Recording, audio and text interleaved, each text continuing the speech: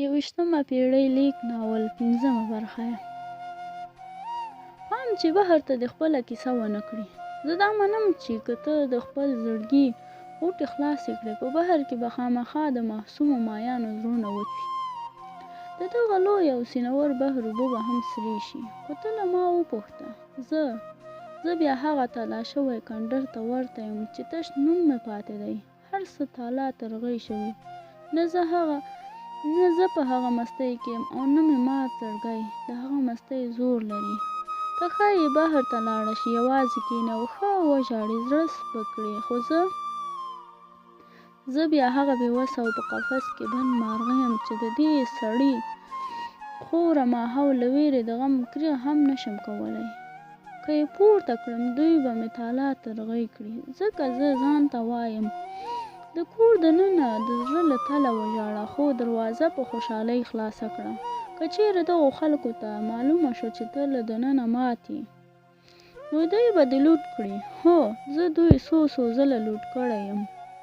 زه دلته په زړه دننه ښه ژاړم، مګر خوله په خندا پرانیزم، ځکه ما همداسې یوه ترخه تجربه کړې ده.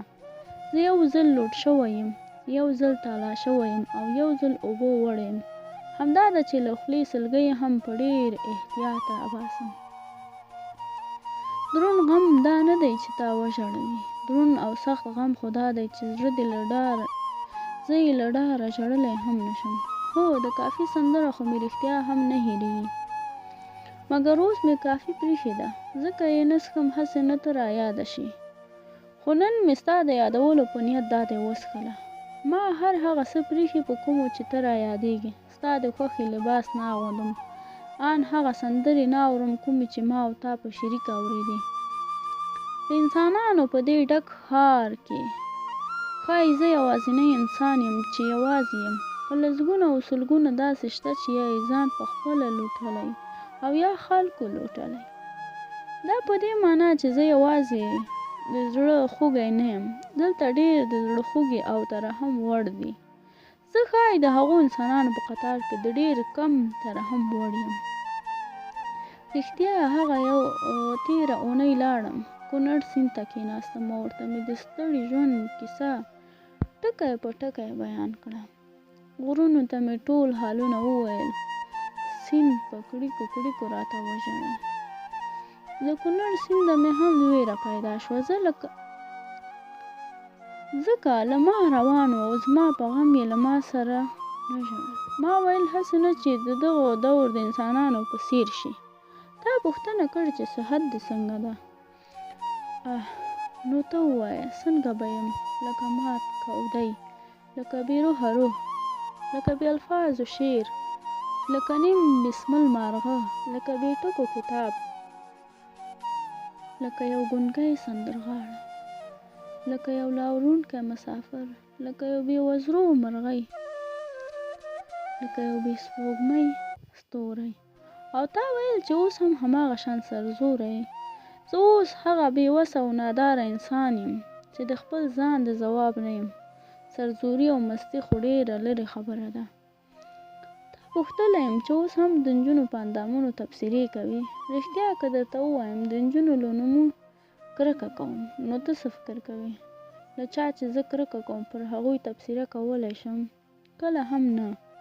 زده کړې ښې روانې دي، بس ژوند دی او ګذاره مو روانه کړې. پاتې شوه د نشې خبره. نشه خو د دې لپاره کوم چې خپل پاشلي احساسات لاره وپاشم، خپل غم دوه چنده کړم او خوند ترې واخلم، خپلو زخمونو ته زور ورکړم او د دوه مخې زندګۍ مخ دې ښکاره کړ. نشې څومره لوی حکمت درکې پټ شوی. د اړیکو په پرېکون مې کله هم نه دي ژړلي. خو یوه خبره وه چې په آرامۍ سره کله هم ویده شوی نه یم.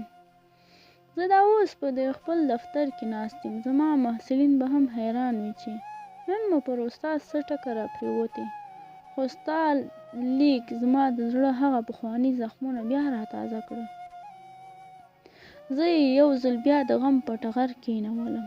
عجیبه خو لا دا ده چې ستا د لیک په لوستلو هره شېبه دردېږم، خو له دغو دردونو خوند اخلم. دا داسې وي لکه یو ناسور زخم ته چې زور ورکوي او په زوره ترې وینه راوباسي.